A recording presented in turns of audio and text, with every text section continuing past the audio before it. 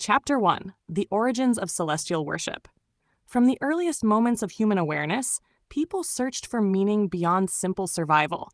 Life in the ancient world was uncertain and often dangerous. Storms arrived without warning. Crops failed or flourished unpredictably. Birth and death followed patterns that were mysterious and beyond human control. Faced with this uncertainty, early humans did something instinctive. They looked upward. The sky became humanity's first great teacher. Each day, the sun rose and set with remarkable consistency. Each night, the moon appeared, changed its shape, and moved steadily across the heavens.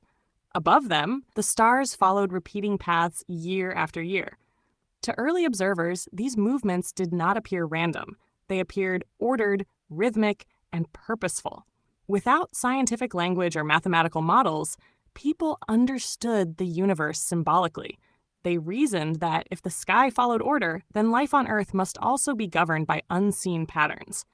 The heavens became a mirror through which humanity tried to understand existence itself. The sun quickly emerged as a symbol of life. Its warmth allowed plants to grow and animals to survive. Without it, cold and darkness brought death. The sun's daily journey across the sky became a symbol of endurance, strength, and renewal. Each sunrise was experienced as a victory over darkness. Each sunset as a temporary withdrawal rather than an end. The moon, though less powerful, was more mysterious. Unlike the sun, it did not remain the same. It grew brighter, reached fullness, then slowly faded and disappeared before returning again. This cycle fascinated early humans because it resembled life itself. Birth, growth, decline, death, and rebirth all appeared reflected in the moon's changing form. Because of this, the moon became humanity's first symbol of transformation. Long before calendars or clocks existed, people measured time by observing the moon. Months were counted by nights. Entire communities organized their lives around lunar phases. Women noticed that their biological rhythms often aligned with the moon's cycle. Tides rose and fell in response to its movement. Animals behaved differently under moonlight. To early societies, the moon governed fate. Not as a fixed destiny, but as timing. Knowing when to act was often more important than knowing how. Over time, celestial bodies were no longer seen as distant objects. They were understood as living forces. The sun and moon were not worshipped out of ignorance, but respected as visible expressions of powers that sustained life. Religion, at its earliest stage, was not doctrine. It was interpretation. Rituals developed as a way to align human life with cosmic rhythm. Offerings, ceremonies, and festivals were not acts of blind submission. They were attempts to participate consciously in the order observed in the heavens.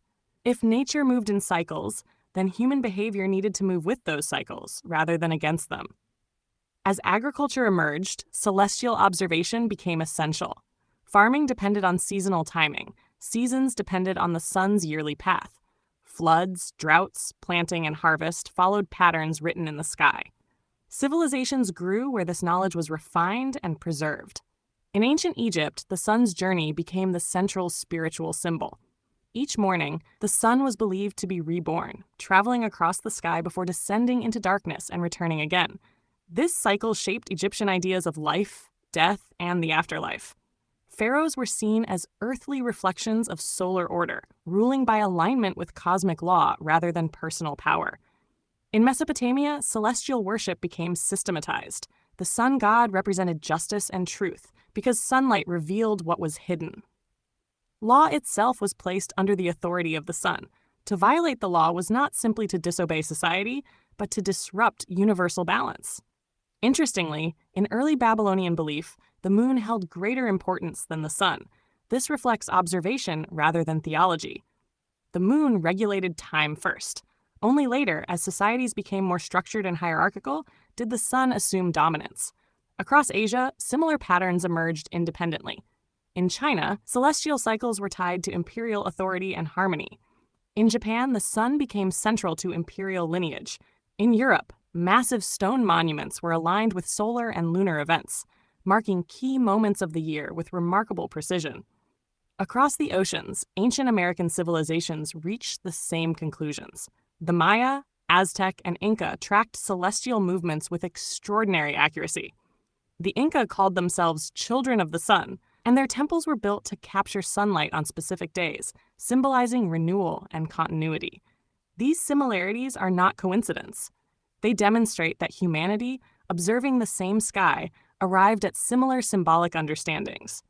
The heavens provided a universal language long before written words existed. This chapter reveals that celestial worship was not primitive superstition. It was careful observation expressed through metaphor. Gods were symbolic representations of forces that could not yet be explained scientifically, but were undeniably real in their effects.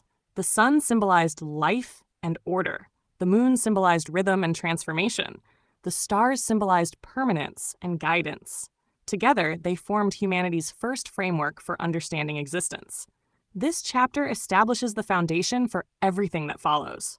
Before scriptures, doctrines, or institutions, there were cycles of light and darkness. Humanity's earliest spiritual understanding was written not on stone tablets, but in the sky itself. The stars were humanity's first teachers, and the heavens became the first sacred text.